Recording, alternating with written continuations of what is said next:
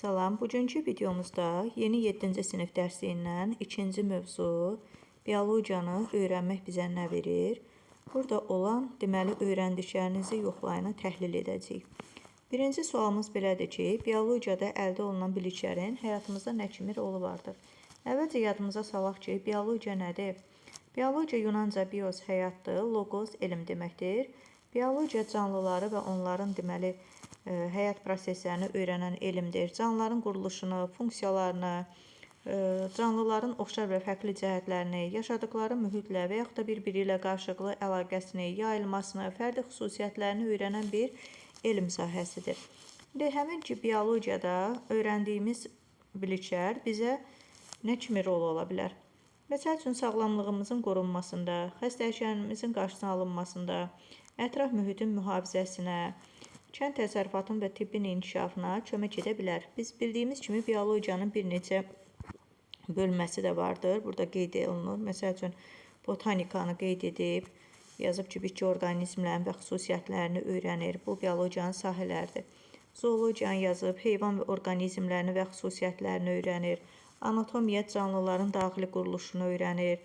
Məsəl üçün, burada qurbağanın daxili quruluşunu göstərir. Fiziologiya orqan və orqanlar sisteminin funksiyalarını öyrənir. Sonra embriologiya rüşeyimin inkişaf proseslərini öyrənir. Sistematika canlıların müxtəlifliyini və onların təsnifatını öyrənir. Genetika canlılarda irsiyyəti və onun nəsildən nəsə ötürülməsini öyrənir. Mikrobiologiyada mikroorqanizmləri, yəni kiçik ölçü canlıları və onların xüsusiyyətlərini öyrənir deyə bilərik. İkinci sualımıza baxaq. Biologiyanı öyrənmək sizə hansı sahələrdə mütəxəssis olmağa kömək edə bilər? Hansı sahələrdə kömək edə bilər?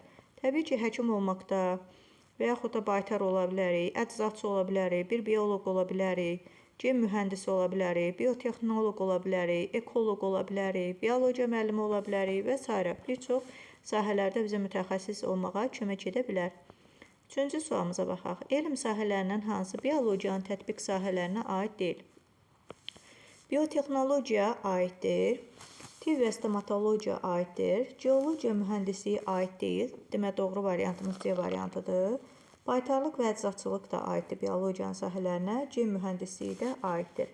İndi bunları tək-tək deməli təhlil etsək, biotexnologiya nədir? Canlı orqanizmlərdən və ya onların məhsullarından istifadə edərək insan üçün faydalı məhsullar hazırlayan sahədir. Biotexnologiya haqqında 11-ci sinifdə daha geniş məlumat əldə edəcəyik.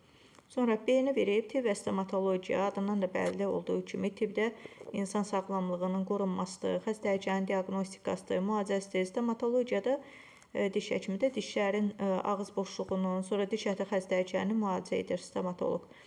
Geologiya mühəndisliyi sonda qeyd edəcəm. Baytarlıq və əczaçılıq. Bildiyimiz kimi baytarlıq nə idi? Heyvanların sağlamlığını qoruyur, xəstəlikləri müalicə edir baytar. Əczaçılıqda da deməli, dərmanların hazırlanmasıdır, istehsalıdır, düzgün istifadə edilməsidir. Gen mühəndisliyi də canlıların genlərini dəyişdirərək yeni xüsusiyyətlərə malik orqanizm yaradan biologiya sahəsidir. Məsələn, xəstəliklərə davamlı bitkinin yaradılmasıdır, toxumsuz qarpızlar yetişdirilir, insulin istehsal edən bakteriyaların əldə edilməsidir. Bunlar hamısı gen mühəndisliyinə aiddir.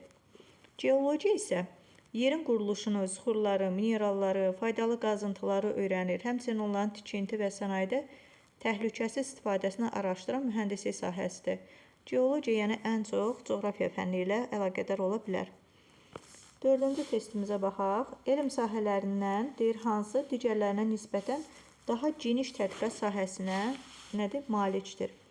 Botanika bildiyimiz kimi bitkilər haqqında elmdir, bitkilərin quruluşudur, çoxalmasıdır və s. Zoologiya heyvanlar haqqındadır. Mikrobiologiya kiçik canlı mikroorqanizmlər haqqındadır. Fiziologiyada isə fiziologiyanın tərifində deyir ki, canlıların deməli funksiyalarını bu hissədə baxaq. Fiziologiya orqan və orqanlar sisteminin funksiyalarını öyrənir. Orqan və orqanlar sistemi dedikdə burada məsəl üçün heyvan da götürülə bilər, insan da götürülə bilər. Daha geniş məzmun xarakter daşıyır da. Məsələn, bitkilərdə botanika yalnız bitkiləri götürür. Zoologiya yalnız heyvanları götürür. Ancaq fiziologiya insanı da götürə bilər, heyvanı da götürə bilər. Sonra Gəldik 5-ciyə baxaq. Fərziyyə elmi tədqiqatda problemi müvəqqəti həll etmək üçün deməli irəli sürülən bir fikirdir. Fərziyyə elmi tədqiqatda problemi müvəqqəti həll etmək üçün irəli sürülən fikirdir. Elmi cəhətdən etibarlı fərziyyə hansı xüsusiyyətlərə sahib olmalıdır? Etibarlı bir fərziyyə yaratmaq üçün mövcud məlumatlarla ziddiyyət təşkil etməməlidir. Bəli. Problemin həlli yolunu təklif edirik. Bəli, hər hansı bir irəli sürülən fikir varsa fərziyyədə problemin həlli yolunu nə edirdik? Biz təklif edirdik. Yeni proqnozlara səbəb oluruq nəticə olaraq. Doğrudur. Təcrübə və müşahidələrə açıq olmaq, bu da doğrudur. Və 6-cıya baxaq. Biologiya elminə aid olan bəzi tədqiqat sahələri aşağıda verilmişdir. Uyğunluğu müəyyən edək. 1. Botanika. Botanika nə edir? Bitkilərin quruluşunu və ümumi xüsusiyyətlərini araşdırırsa, 1-ə B variantı uyğun gəlir. Fiziologiya. Fiziologiya dedik ki, bu cür yadda saxlaya bilərik funksiyaları. Orqan və orqanlar sisteminin funksiyalarını araşdırır. 2-yə C variantı uyğundur. 3-ə genetika. Genetika deməli canlılarda irsi xüsusiyyətlərin ötürülməsini araşdırır. A variantı aiddir. Genetikanın banisi də Mendeldir. Embriologiya isə rüşeyimin inkişaf prosesini öyrənir. 4-də də D variantı uyğun gəlir.